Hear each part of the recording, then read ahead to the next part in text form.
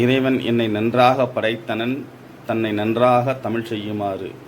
தந்திரம் 9 சார்வு 3000 ஆகம செந்தமிழ் தந்தானே என்ற திருமூலரின் வரிகளைச் சொல்லிக்கொண்டு, நஞ்சை இடையாறு சங்கர கந்தசாமி கண்டர் கல்லூரியும், கோவை KSG கல்லூரியும், திருவனந்தபுரத்தின் ஸ்வாஸ் அமைப்பும் இணைந்து நடத்துகின்ற இந்த இணையவழி தொடர் 7 நாள் பன்னாட்டு கருத்தரங்கிற்கு வரவேற்புரை நிகழ்த்திட எம் துறை தலைவர் மற்றும் இணை பேராசிரியர் அம்மா க. பொன்மொழி அவர்களை அழைக்கிறேன்.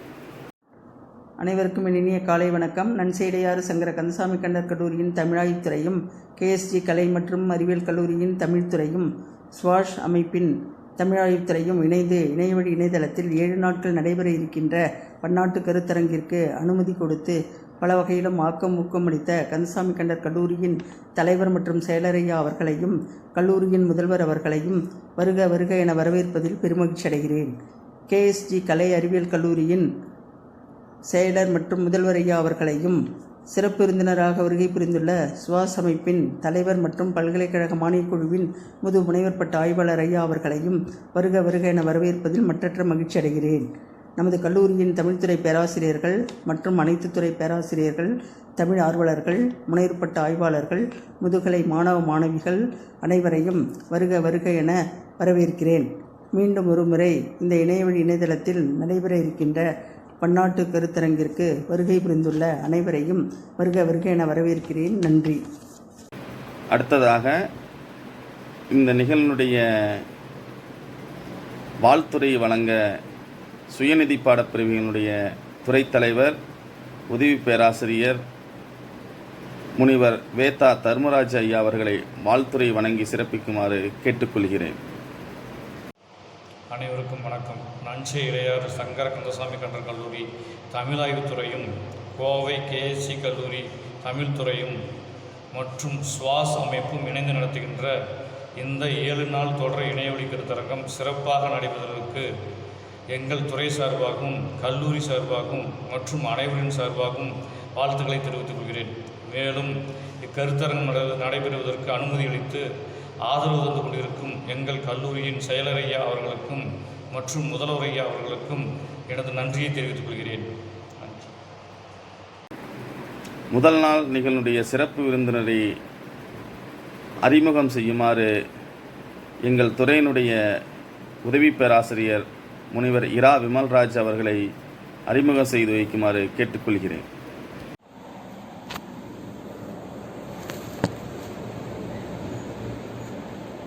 அன்பு சிவம் இரண்டன்பர் அறிவிலர், அன்பே சிவமாவதாரம் அறிவிலர், அன்பே சிவமாவதாரம் அறிந்தபின் அன்பே சிவமாக அமர்ந்தர். அனைவருக்கும் வணக்கம். பரமத்திவேலூர் கந்தசாமி கண்டர் கல்லூரி தமிழாய்வுத்துறை, கோவை SKG கலை அறிவியல் கல்லூரி தமிழாய்வுத்துறை மற்றும் திருவனந்தபுரம் ஸ்வாஸ் அமைப்பு இணைந்து நடத்தக்கூடிய 7 நாள் இணையவழி பன்னாட்டு கருத்தரங்கில் இணைந்திருக்கக்கூடிய கல்லூரியுடைய முதல்வர்கள், துறை தலைவர்கள், பேராசிரியர் பெருமக்கள், ஆய்வு மாணவர்கள், தமிழ் ஆர்வலர்கள் உங்கள் அனைவரையும் முதற்கண் வரவேற்று வணங்கி மகிழ்கின்றேன். பக்தி நோக்கில் தமிழியல் என்கின்ற பொருண்மையில் இந்த 7 நாள் இணையவழி கருத்தரங்கு தொடங்க இருக்கின்றது. பக்தி மனிதனை மனிதனாக மாற்றுவது, மனிதனை பண்படுத்துவது மட்டுமல்லாமல் பக்குவப்படுத்துவது, மண்ணுக்குள் மறைந்திருக்கக்கூடிய வேர் போல மனிதனை வாழ வைக்கக்கூடியது. இன்னும் சொல்லப்போனால் ஒரு அன்பாகிய மரத்தில் விளைந்த பல கனிகளுள் பக்தியாகிய கனியை சுவைக்கின்ற பொழுது இந்த உலக இயற்கை இன்பத்தை நம்மால் உணர முடிகின்றது. பக்தி ஒன்று மட்டும்தான் இந்த உலகத்தை இயக்கிக் கொண்டிருக்கின்றது என்கின்ற ஒரு நோக்கத்தில் இந்த கருத்தரங்கமானது பக்தி நோக்கில் தமிழியல் என்கின்ற பொருண்மையில் நாங்கள் 7 நாட்கள் நடத்த இருக்கின்றோம். இதில் முதல் நாள் சிறப்பு விருந்தினராக நம்மோடு இணைந்திருக்கக்கூடிய சிறப்புரையாளர், அன்பிற்கும் பாசத்திற்கும் உரிய நண்பர் முனைவர் மா ஜெயபிரகாஷ் அவர்கள். அவரை அறிமுகப்படுத்துவதில் மிகுந்த மகிழ்ச்சி அடைகின்றேன். முனைவர் மா ஜெயபிரகாஷ் அவர்கள் கேரள மாநிலம் திருவனந்தபுரம் கரமனை பகுதியைச் சேர்ந்த மிகச்சிறந்த ஒரு தமிழ் ஆர்வலர். கேரள பல்கலைக்கழகத்தில் தமிழ் துறையில் முனைவர் பட்ட ஆய்வாளராக மிகச்சிறந்த ஆய்வினை நிகழ்த்தி வருகின்றார். தற்பொழுது கேரள அரசு அங்கீகரித்திருக்கக்கூடிய இந்தியன் யோகா லைன்ஸ் என்கின்ற அமைப்பினுடைய இயக்குநராகவும் இயங்கி வருகின்றார். மேலும் Swami Vivekananda association of science and humanities என்கின்ற அமைப்பினுடைய இயக்குநராகவும் தற்பொழுது இயங்கி வருகின்றார். பல ஆய்வுக் கட்டுரைகளை எழுதி சமர்ப்பித்திருக்கக்கூடிய நமது சிறப்பு விருந்தினர் பன்னாட்டு கருத்தரங்குகளை 4 முறை நடத்தி வெற்றியும் கண்டிருக்கின்றார். ஒருங்கிணைப்பாளராக இருந்து நமது சிறப்பு விருந்தினருக்கு மலேசிய தமிழ் காப்பகமானது 2018ஆம் ஆண்டுக்கான தமிழ் காவலர் என்கின்ற ஒரு பட்டத்தையும் வழங்கி கௌரவித்திருக்கின்றது. மேலும் மொழிபெயர்ப்பியலிலும் இதழியலிலும் இலக்கண புலமை மிக்கவரும் இலக்கியம் சார்ந்ததில் மிகுந்த ஆர்வமுடையவர். தன்னுடைய ஆர்வத்தின் காரணமாக பக்தியில் பல ஆய்வுகளை நிகழ்த்தி வருகின்றார். ஆகவே இந்த முதல் நாள் நிகழ்வின் சிறப்பு விருந்தினராக தமிழில் பக்தி இலக்கியம் என்கின்ற பொறுமையில் நம்மோடு இணைந்து நமக்கெல்லாம் ஒரு பக்தி சுவையை சுவைக்க வருகை தந்திருக்கக்கூடிய சிறப்பு விருந்தினரை உங்கள் அனைவரின் சார்பாகவும் வருக வருக என வரவேற்று இந்த உரை நிகழ்த்துமாறு அன்புடன் வேண்டி இந்த வாய்ப்பை நல்கிய கந்தசாமி கண்டர் கல்லூரியுடைய முதல்வர், நிர்வாகம், துறை தலைவர் மற்றும் பேராசிரியர்கள் அனைவருக்கும் இந்த நேரத்தில் நன்றி கூறி விடைபெறுகின்றேன். நன்றி.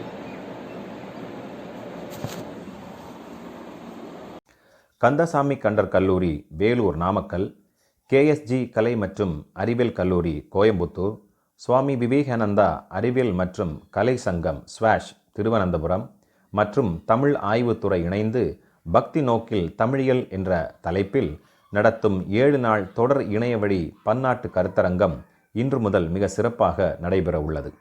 இந்த கருத்தரங்கில் கலந்து கொள்ளும் பேராசிரியர்கள், ஆய்வாளர்கள், மாணவர்கள், தமிழ் ஆர்வலர்கள் அனைவருக்கும் நன்றி கலந்த வணக்கத்தை நான் தெரிவித்துக் கொள்கின்றேன். தமிழில் பக்தி இலக்கியம் என்ற தலைப்பில் கேரள பல்கலைக்கழகம் தமிழ் துறையிலிருந்து நான் உங்கள் ஜெயபிரகாஷ் பேசுகிறேன். தொல்காப்பியர் காலம் முதல் தற்காலம் வரை தமிழகத்தை பல மன்னர்கள் ஆட்சி செய்திருக்கிறார்கள். அதுபோல அந்தந்த காலகட்டங்களில் பல இலக்கியங்களும் தமிழில் தோற்றம் பெற்றுள்ளன. எனவே எந்த காலகட்டம் முதல் எந்த காலகட்டம் வரை பக்தி இலக்கியங்கள் தமிழில் தோன்றியன என்பதை பற்றியும், தமிழகத்தில் கடவுள் நம்பிக்கை மற்றும் இறை வழிபாடு என்று முதல் தொடங்கியன என்பதை பற்றியும் சற்று அலசி பார்க்கலாம். முதலில் தமிழகத்தை 8 காலகட்டங்களாக பிரிக்கலாம். 1 தொல்காப்பியர் காலம், 2 சங்க காலம், 3 சங்கம் அறிவிய காலம், 4 பல்லவர் காலம், 5 சோழர் காலம், 6 நாயக்கர் காலம், 7 ஐரோப்பியர் காலம், 8 தற்காலம். முதலில் தொல்காப்பியர் காலத்தை பற்றி பார்க்கலாம். தொல்காப்பியர் காலம் என்பது கிமு 3 அல்லது 4ஆம் நூற்றாண்டு என்று சொல்லலாம். தொல்காப்பியம் தமிழில் கிடைக்கக்கூடிய மிக பழமையான இலக்கண நூல் என்பதும், அகத்தியரின் 12 மாணவர்களில் ஒருவரான தொல்காப்பியர் தொல்காப்பியத்தை எழுத்ததிகாரம், சொல்லதிகாரம், பொருளதிகாரம் என்று 3 அதிகாரங்களாக பிரித்து ஒவ்வொரு அதிகாரத்திலும் 9 இயல்களை அடக்கி மொத்தம் 27 இயல்களாக கட்டமைத்துள்ளார் என்பதும் நமக்கு தெரிந்ததே. எழுத்ததிகாரம் தமிழிலுள்ள எழுத்துக்களை பற்றி இலக்கணங்களையும், சொல்லதிகாரம் எழுத்துக்களால் ஆன சொற்களை பற்றிய இலக்கணங்களையும் எடுத்து கூறுகிறது.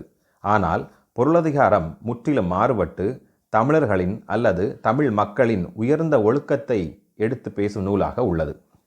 உலகத்தில் உள்ள எல்லா மொழிகளிலும் எழுத்துக்கும் சொல்லுக்கும் மட்டும்தான் இலக்கணம் அமைந்திருக்கிறது. ஆனால் நம் தமிழ் மொழிக்கு மட்டும்தான் பொருளுக்கும் இலக்கணம் அமைந்துள்ளது என்பது நம் தமிழருக்குரிய தனி சிறப்பு என்று தான் சொல்ல வேண்டும். பொருளதிகாரத்தை அகத்திணையியல், புறத்திணையியல், களவியல், கற்பியல், பொருளியல், மெய்ப்பாட்டியல், ஓமையியல், செய்யுளியல், மரபியல் என்று 9 இயல்களாக பிரித்த தொல்காப்பியர் எல்லா பொருள்களுக்கும் முதல் பொருள், கருப்பொருள், உரிப்பொருள் வேண்டும் என்ற ஒரு புதிய மரபையும் எடுத்து விளக்கியுள்ளார். அதன் அடிப்படையில் நிலங்களை 5ஆக பிரித்துள்ளார். மலையும் மலை சார்ந்த இடத்தை குறிஞ்சி எனவும், காடும் காட்டை சார்ந்த இடத்தை முல்லை எனவும், வயலும் வயல் சார்ந்த இடத்தை மருதம் எனவும், கடலும் கடல் சார்ந்த இடத்தை நெய்தல் எனவும், தரிசு நிலமானதை பாலை நிலம் என்றும் பிரித்துள்ளார். மேலும் குறிஞ்சி நில மக்களின் கடவுளாக முருகனையும், முல்லை நில மக்களின் கடவுளாக திருமாலையும், மருத நில மக்களின் கடவுளாக இந்திரனையும், நெய்தல் நில மக்களின் கடவுளாக வருணனையும், பாலை நில மக்களின் கடவுளாக கொற்றவையையும் வணங்க வேண்டும் என்ற ஒரு நிபந்தனையும் விதித்துள்ளார்.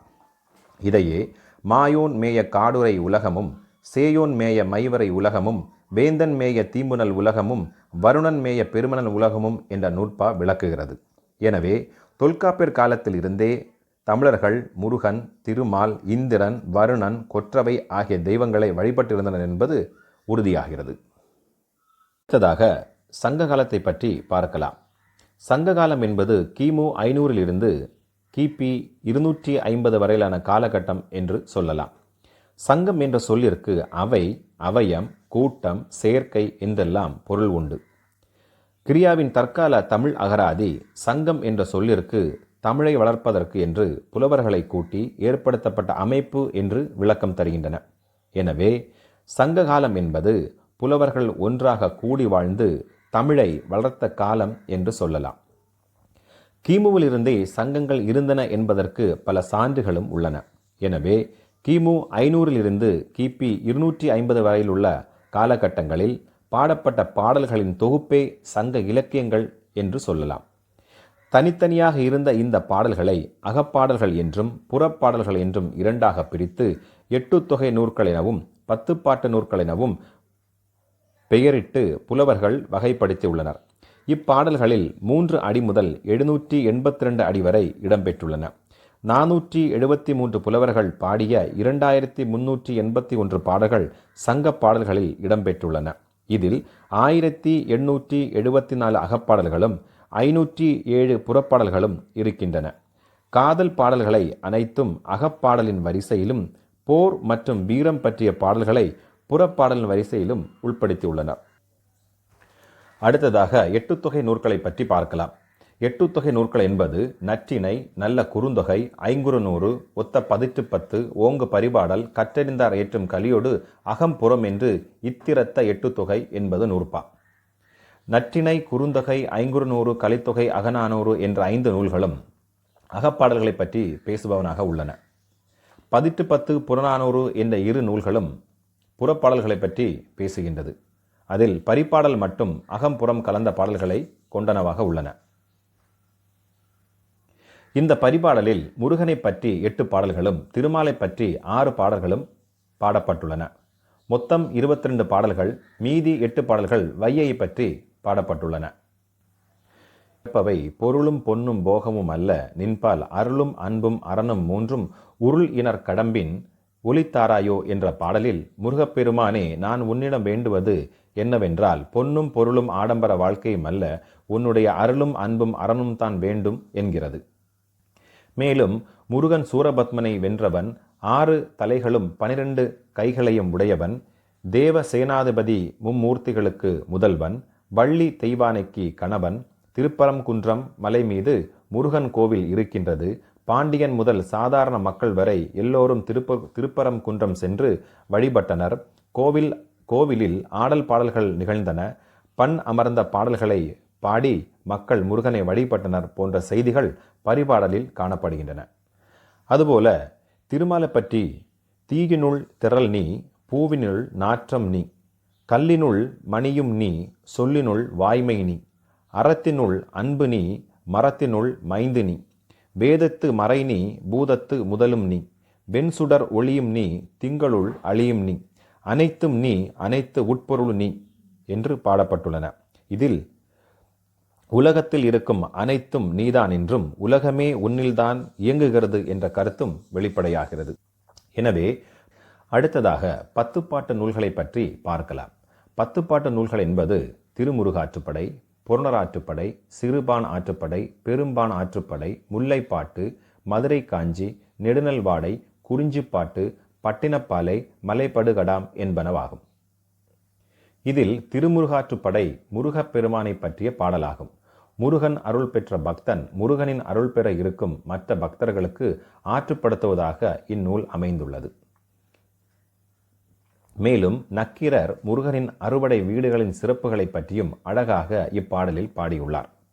முருகனை பற்றிய ஒரு பாடலில் இவ்வாறு குறிப்பிடுகிறது: அறுவர் பயந்த 6 அமர் செல்வா, ஆல் 7 கடவுள் புதல்வா, மால்வரை மலைமகள் மகனே, மாற்றார் கூற்றே, வெற்றி வெல்வோர்க்கு கொற்றவை சிறுவ, விடை அணி சிறப்பின் பழையோன் குழவி, வானோர் வணங்குவில் தானை தலைவா, மாலை மார்ப நூலரி புலல்வா என்பது பாடல்.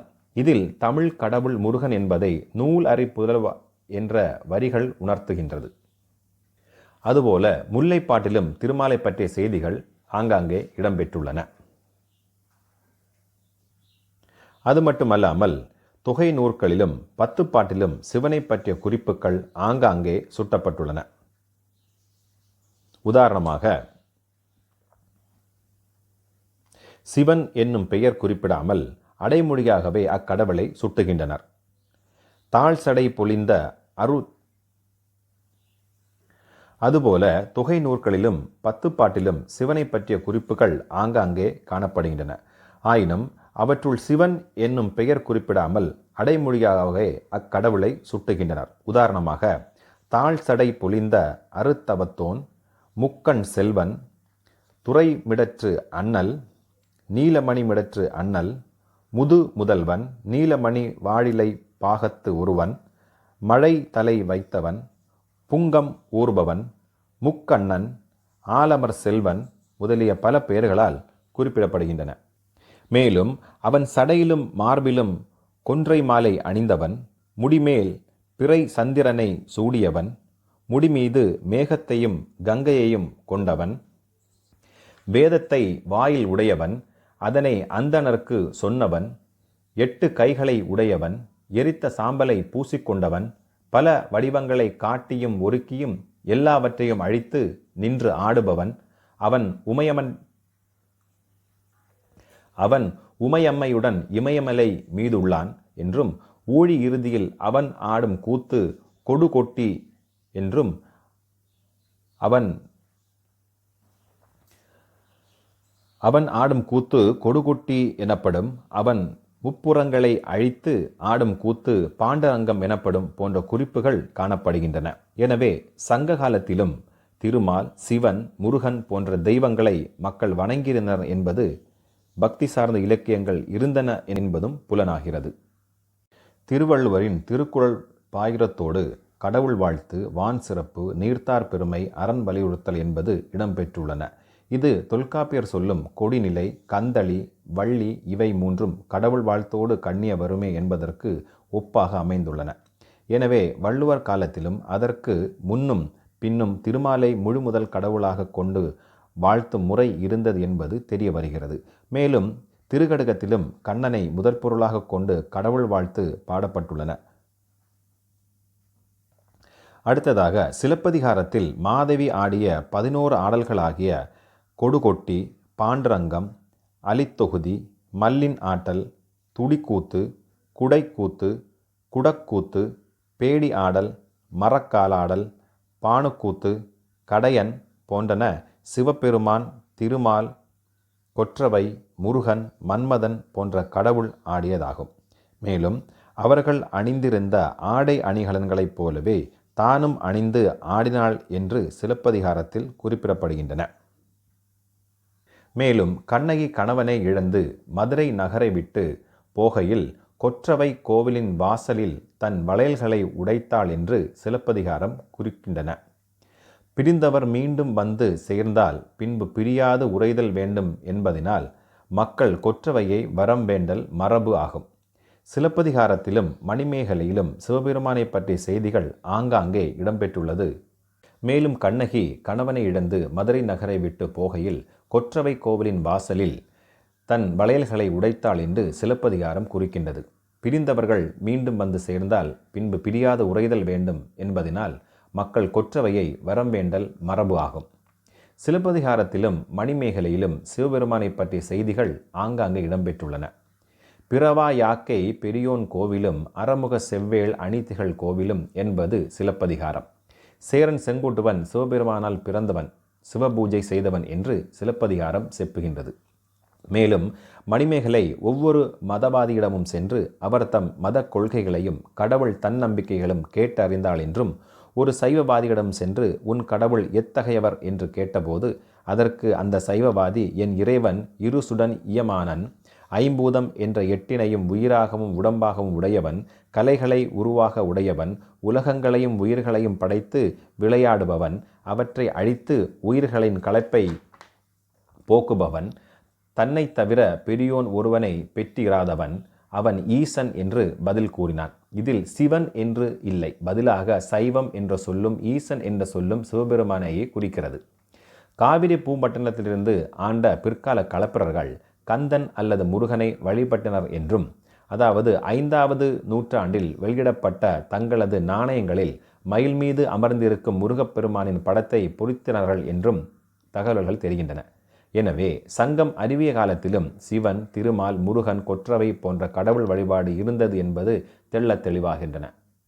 அடுத்ததாக பல்லவர் காலத்தை பற்றி பார்க்கலாம். பல்லவர் காலம் என்பது கிபி 600 முதல் கிபி 850 வரையிலான காலகட்டம் என்று சொல்லலாம். இந்த காலகட்டத்தில்தான் தமிழகத்தில் பக்தி இலக்கியங்கள் மிகுதியாக தோன்றின. களப்பிரர் காலத்தில் தமிழ் மொழிக்கும் தமிழ் இலக்கியத்திற்கும் செல்வாக்கு குறைந்திருந்தது. சைவத்தில் இருந்து மக்களை சமணத்திற்கும் பௌத்தத்திற்கும் மதமாற்றம் செய்திருந்தனர்.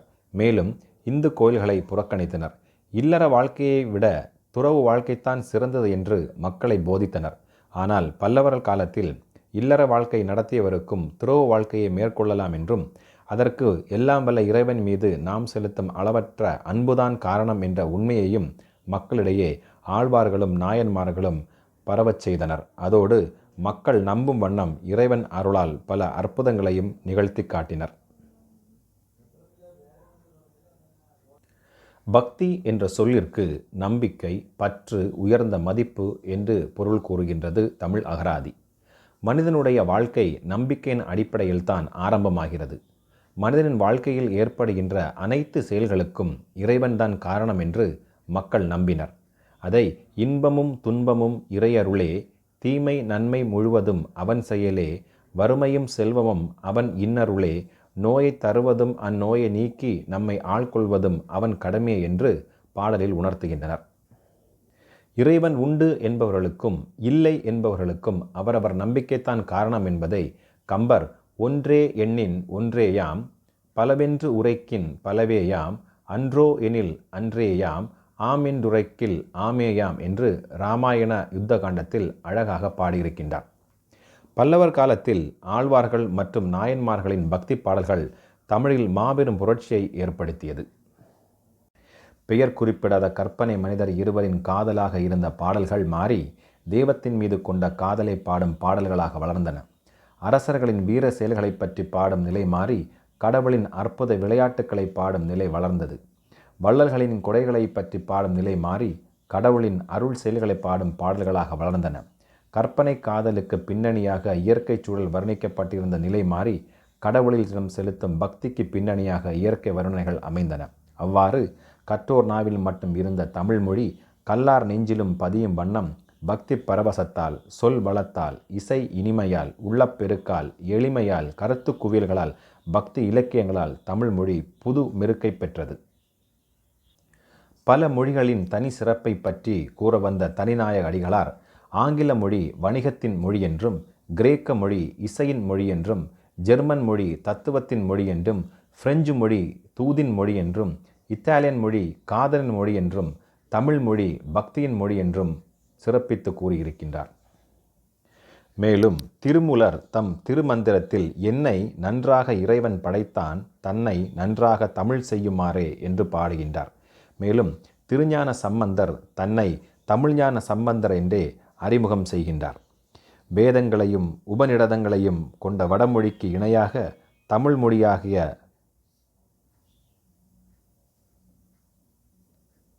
அடோய்.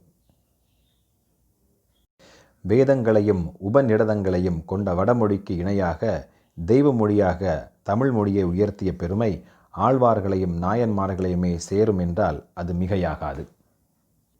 பல்லவர் காலத்தில் தோன்றிய பக்தி பாடல்களை சமயத்தின் அடிப்படையில் சைவம் வைணவம் என இரு பிரிவுகளாக பிரிக்கலாம். சிவபெருமானை முழுமுதற் கடவுளாக ஏற்றுக்கொண்டு பாடல்களை பாடியவர்களை நாயன்மார்கள் என்றும், திருமாலை முழு முதல் கடவுளாக ஏற்றுக்கொண்டு பாடல்களை பாடியவர்களை ஆழ்வார்கள் என்றும் அழைக்கப்பட்டனர். சிவபெருமானை பற்றி சைவ அடியார்கள் பாடிய பாடல்களை 12 திருமுறை என்பர். எனவே இந்த 12 திருமுறைகள் எவை என்பதை பற்றி பார்க்கலாம். 4158 பாடல்களை கொண்டு திருஞான சம்பந்தர் பாடிய தேவாரத்தை முதல் 3 திருமுறைகள் என்றும், 3066 பாடல்களை கொண்டு திருநாவுக்கரசர் பாடிய தேவாரத்தை 4, 5, 6 திருமுறைகள் என்றும், 1026 பாடல்களை கொண்டு சுந்தரமூர்த்தி நாயனார் பாடிய தேவாரத்தை 7ஆம் திருமுறை என்றும், 1058 பாடல்களை கொண்டு மாணிக்கவாசகர் பாடிய திருவாசகம் திருக்கோவையாரை 8ஆம் திருமுறை என்றும், 301 பாடல்களை கொண்டு 9 பேர் பாடிய, அதாவது திருமாளிகை தேவர், சேந்தனார், சேதிராயர், கண்டராதித்தர், பூந்துருத்தி நம்பி, காடவ நம்பி, திருவாலி அமுதனார், புருடோத்தவ நம்பி, கருவூர் தேவர், வேணாட்டிகள் என்ற 9 பேர் பாடிய திருவிசைப்பா திருப்பல்லாண்டை 9ஆம் திருமுறை என்றும், 3000 பாடல்களை கொண்டு திருமூலர் பாடிய திருமந்திரத்தை 10ஆம் திருமுறை என்றும், 1401 பாடல்களை கொண்டு 12 பேர் பாடிய பாடல்களை, அதாவது திரு ஆலவாயுடையார், காரைக்காலம்மையார், ஐயடிகள் காடவர்கோன், சேரமாள் பெருமாள் நாயனார், நக்கீரர், கபிலர், பரணர், கல்லாடர், இளம்பெருமான் அடிகள், ஆதிரா அடிகள், பட்டினத்து பிள்ளையார், நம்பியாண்டார் நம்பி போன்ற 12 புலவர்கள் பாடிய 40 நூல்களை 11ஆம் திருமுறை என்றும், 4286 பாடல்களை கொண்டு சேக்கிலார் பாடிய பெரிய புராணத்தை 12ஆம் திருமுறை என்றும் அழைத்தனர். மேலும் பல்லவர் காலத்தில் பல தலபுராண நூல்களும் தோன்றியது. அதைத் தொடர்ந்து சித்தாந்த சாஸ்திரம், சொக்கநாத வெண்பா, சொக்கநாத கலைத்துறை, சிவபோகசாரம், முத்தி நிச்சயம் போன்ற நூல்களும் இக்காலத்தில் தோன்றியன. அடுத்ததாக ஆழ்வார்களை பற்றி பார்க்கலாம். திருமாலின் அடியார்களை ஆழ்வார்கள் என்பர். ஆழ்தல் என்றால் மூழ்குதல் என்று பொருள். அதாவது உலக இன்பங்களில் ஈடுபாடு கொள்ளாமல் சதா திருமாலை பற்றிய சிந்தனையிலேயே ஆழ்ந்து கிடப்பவர்கள் அல்லது மூழ்கி கிடப்பவர்கள் என்று பொருள். திருமாலை முழுமுதல் கடவுளாக கொண்டு 12 ஆழ்வார்கள் பாடிய பக்தி பாசுரங்கள் அல்லது பக்தி பாடல்களை தொகுப்பே 4000 திவ்ய பிரபந்தம் ஆகும். இந்த 12 ஆழ்வார்கள் பாடிய 4000 பாடல்களை நாதமுனிவர் என்பவர் தொகுத்து அதற்கு 4000 திவ்ய பிரபந்தம் என்று கிபி 10ஆம் நூற்றாண்டில் பெயரிட்டார். இந்த 4000 பாடல்கள் 4 பிரிவுகளை உள்ளடக்கியதாக உள்ளன. அவை முதல் 1000, 2 பெரிய திருமொழி, 3 இயற்பா, 4 திருவாய்மொழி என்பதாகும். இனி எந்தெந்த ஆழ்வார்கள் எந்தெந்த பாசுரங்களை பாடி உள்ளார்கள் என்பதை பற்றி பார்க்கலாம். 1 பொய்கை ஆழ்வார் பாடியது முதல் திருவந்தாதி, மொத்தம் 100 பதிகங்கள். 2 பூதத்தாழ்வார் பாடியது 2ஆம் திருவந்தாதி, பதிகங்கள் 100. 3 பேயாழ்வார் பாடியது 3ஆம் திருவந்தாதி, பதிகங்கள் 100. 4 திருமழிசை ஆழ்வார் பாடியது திருசந்த விருத்தம் நான்முகன் திருவந்தாதி, பதிகங்கள் 216. 5 பெரியாழ்வார் பாடியது திருப்பல்லாண்டு பெரியாழ்வார் திருமொழி, பதிகங்கள் 473. 6 ஆண்டாள் பாடியது திருப்பாவை நாச்சியார் திருமொழி, பதிகங்கள் 171. 7 நம்மாழ்வார் பாடியது திருவாய்மொழி, திருவாச்சிரியம், திருவிருத்தம், பெரிய திருவந்தாதி, பதிகங்கள் 1296. 8 மதுரக்கவி ஆழ்வார் பாடியது கண்ணினுன் சிறுதாம்பு, பதிகங்கள் 11. 9 திருமங்கையாழ்வார் பாடியது பெரிய திருமொழி, திருக்குறுத்தாண்டகம், திருநெடுந்தாண்டகம், சிறிய திருமடல், பெரிய திருமடல், திருவெழுக்கூற்றிருக்கை, பதிகங்கள் 1361. 10 தொண்டரடிப்பொடி ஆழ்வார் பாடியது திருமாலை, திருப்பள்ளி எழுச்சி, பதிகங்கள் 55. 11 திருப்பான் ஆழ்வார் பாடியது அமலன் ஆதிபுரா, பதிகங்கள் 10. 12 குலசேகர் ஆழ்வார் பாடியது பெருமாள் திருமொழி, முகுந்த மாலை, பதிகங்கள் 105. பல்லவர் காலத்தில் தமிழில் தோன்றிய பக்தி இலக்கியங்கள் போல வேற எந்த நாட்டிலும் எந்த மொழியிலும் தோன்றவில்லை என்று சொன்னால் அது மிகையாகாது. அதனால் தான் பல்லவர் காலத்தை சமய மறுமலர்ச்சி காலம் என்று அழைக்கின்றனர். அடுத்ததாக சோழர் காலத்தை பற்றி பார்க்கலாம். சோழர் காலம் என்பது கிபி 850 கிபி 1350 வரையிலான காலகட்டம் என்று சொல்லலாம். பல்லவர்களை தொடர்ந்து கிபி 9ஆம் நூற்றாண்டின் பகுதியில் சோழர்கள் தமிழ்நாட்டை ஆண்டனர். ஏறத்தாழ 500 ஆண்டுகள் சோழர்கள் ஆட்சி தமிழ்நாட்டில் விரிந்து பறந்து கிடந்தன. தமிழ் மொழி சீரிய செல்வாக்குடன் திகழ்ந்தது. சோழர்கள் இந்து மதத்தை ஆதரிப்பவர்களாகவே இருந்தனர். சைவம் வைணவம் இக்காலத்தில் தலை ஓங்கி நின்றது என்று சொல்லலாம். மேலும் பல இந்து கோயில்களை இக்காலத்தில் கட்டினர். உதாரணமாக தஞ்சை பெரிய கோவில் மற்றும் கங்கை கொண்ட சோழபுரம் என்பனவாகும். சோழர் காலத்தில் கற்களாலும் வெண்கலத்தாலும் ஆன நடராஜர் சிலைகள் மற்றும் திருமாலின் சிலைகள் அதிகமாக உருவாக்கப்பட்டன. சோழர் காலத்தில் கம்பராமாயணம், கந்தபுராணம், பெரிய புராணம், கலிங்கத்து பரணி, சிவபோதம், ஞானாமிர்தம், சிவஞான சித்தியார் போன்ற இலக்கியங்கள் தமிழில் தோன்றின. கம்பராமாயணத்தில் திருமாலின் அவதாரமான ராமபிரானின் அவதாரத்தை பற்றியும், கச்சியப்ப சிவாச்சாரியாரின் கந்தபுராணத்தில் முருகபெருமானை பற்றியும், சேக்கிழார் பெரிய புராணத்தில் சைவ சமயத்தை பற்றியும், ஜேம்கொண்டாரின் கலிங்கத்து பரணியில் கொற்றவை அதாவது காளி தேவியை பற்றிய செய்திகளும் சொல்லப்பட்டுள்ளன. எனவே சோழர் காலத்திலும் திருமால், சிவன், கொற்றவை போன்ற தெய்வங்களை வழிபட்டு இருந்தனர் என்பதற்கும் பக்தி இலக்கியங்கள் தோன்றி இருந்தன என்பதற்கும் சிறந்த எடுத்துக்காட்டாக இந்நூல்கள் விளங்குகின்றன. அடுத்ததாக நாயக்கர் காலத்தை பற்றி பார்க்கலாம். நாயக்கர் காலம் என்பது கிபி 1350 கிபி 1750 வரையான காலகட்டம் என்று சொல்லலாம். சோழர் காலத்திற்கு பிறகு நாயக்கர் ஆட்சி தமிழகத்தில் வருகிறது. நாயக்கர் ஆட்சி தமிழகத்தில் கிட்டத்தட்ட 400 வருடங்கள் வேரூன்றி இருந்தன. நாயக்கர் காலத்தில்தான் தெலுங்கு மொழி தமிழகத்தில் அறிமுகமானது. நாயக்கர் வைணவத்தை பெரிதும் ஆதரித்தனர். விஷ்ணுவின் 10 அவதாரங்களை வைணவ கோவில்களில் காணும் தூண்களில் எல்லாம் செதுக்கி வைத்தனர். மேலும் சிவனையும் துர்க்கையையும் வணங்கினர். அது மட்டுமல்லாமல் சைவ கோவில்களில் நடராஜர் சிலையையும் தாய் தெய்வமாக துர்கா தேவியின் சிலையையும் பொறித்து வைத்தனர். சிற்பங்கள் நிறைந்த பெரிய தூண் மண்டபங்களை ஸ்ரீரங்கம், காஞ்சிபுரம், மதுரை, தென்கரை கோட்டை போன்ற இடங்களில் கட்டினர். விஜயநகர அரசின் மிக சிறந்த மன்னனான கிருஷ்ணதேவராயர் ஆண்டாளின் கதையை அமுக்த மால்யதா என்ற பெயரில் காவியமாக எழுதினார். மேலும் சைவ சமய வழிபாடுகளை பற்றியும் சிவபெருமானை பற்றியும் விவரித்து கூறும் 14 சைவ சித்தாந்த நூல்களான திரு உந்தியார், திருக்களிற்றுப்பாடியார், சிவஞான போதம், சிவஞான சித்தியார், இருவா 20, உண்மை விளக்கம், சிவப்பிரகாசம், திருவருள் பயன், வினா வெண்பா, போற்றிப்பரலுடை வெண்பா, கொடிக்கவி, நெஞ்சுவிடு தூது, உண்மை நெறி விளக்கம், சங்கற்ப நிகாரணம் என்பன இக்காலத்தில் தோன்றினவாகும். அதுபோல கோயில்களை பற்றியும் எழுந்த அருளி இருக்கும் அவ்வூரின் சிறப்பினை பற்றியும்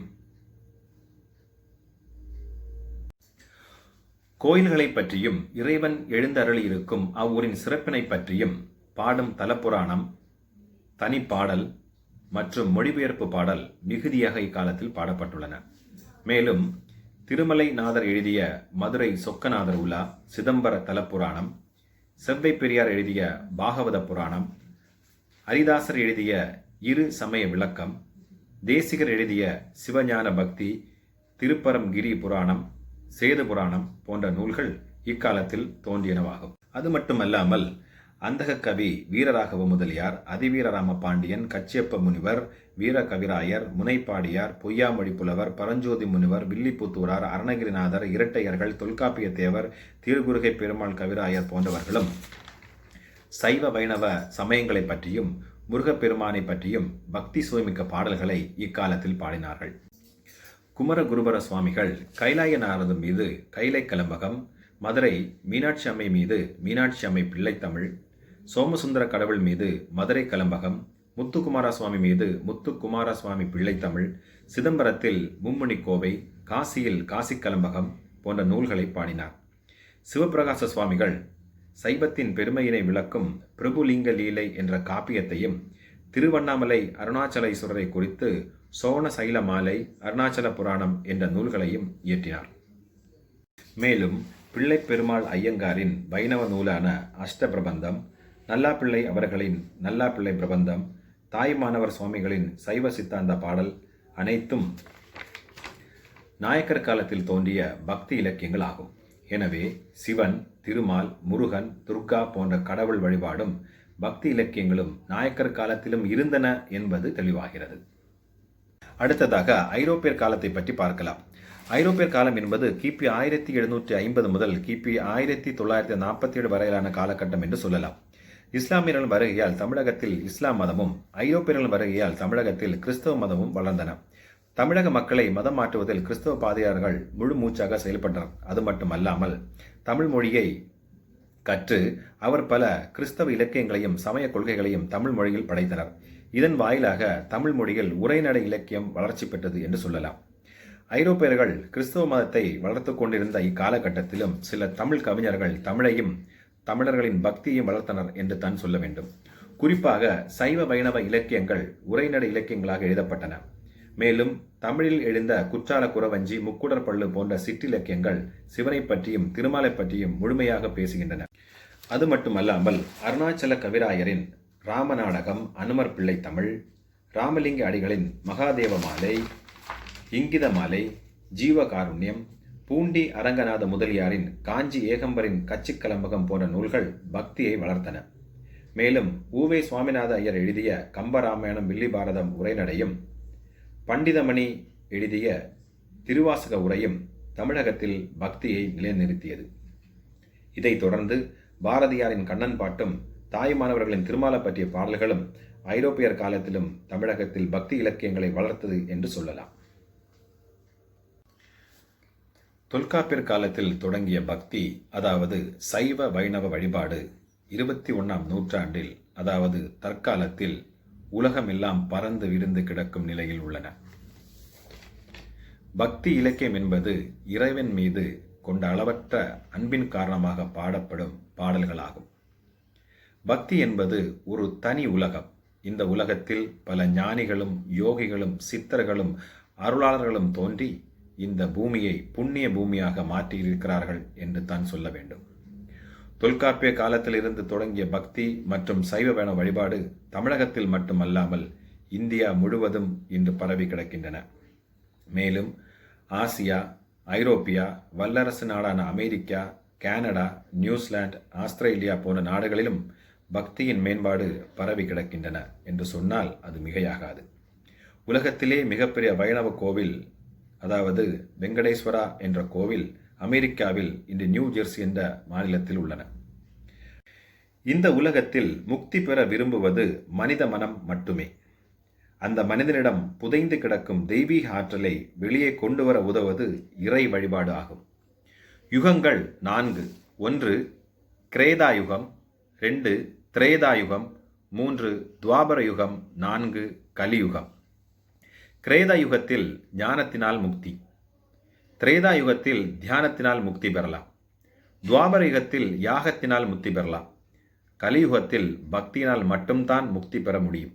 எனவே கலியுகத்தில் வாழ்ந்து கொண்டிருக்கும் நாம் அனைவரும் வாழ்க்கையில் முக்தி பெறுவதற்கு இறைவனை நாள்தோறும் வணங்குதல் வேண்டும் என்று சொல்லிக்கொண்டு, பக்தியை குறித்து பேசுவதற்கு எனக்கு வாய்ப்பளித்த அனைத்து நல்லுள்ளங்களுக்கும் ஒருங்கிணைப்பாளர்களுக்கும் இந்த தருணத்தில் மனமார்ந்த நன்றியை தெரிவித்துக் கொண்டு விடைபெறுகின்றேன். நன்றி, வணக்கம்.